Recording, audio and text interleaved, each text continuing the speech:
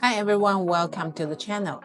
OBS is an incredible, powerful, open source live production software, but out of the box, it doesn't support NDI. So today we're gonna talk about a super handy plugin, DistroAV.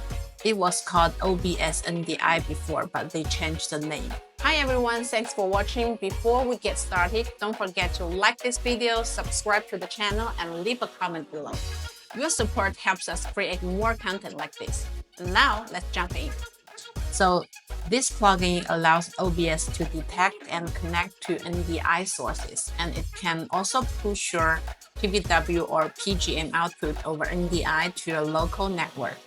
Before using the plugin, make sure your OBS version is 3.1.1.1 or later. So the current OBS I'm using is 3.2.1.2.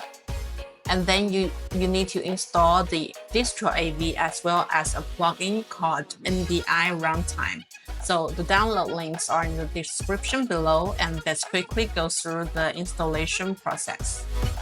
Both plugins are installed. Adding an NDI import is very simple. So let's click the Add button from the sources, and you will see NDI. So you can choose whatever NDI sources available from your local network. I have two Telycam PTZ cameras connected.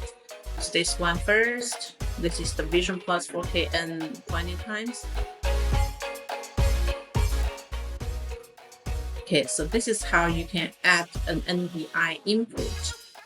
As for the output, go to Tools and the DistroAV NDI settings. You can enable the main output of the PGM and the preview output. Click OK. And now let's go to Studio Monitor to see whether we can see it from there.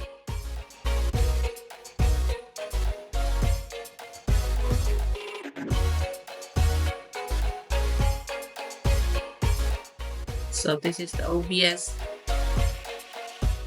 PGM and the preview. Alright, so that's today's tutorial. Thanks for watching, and we'll see you in the next one.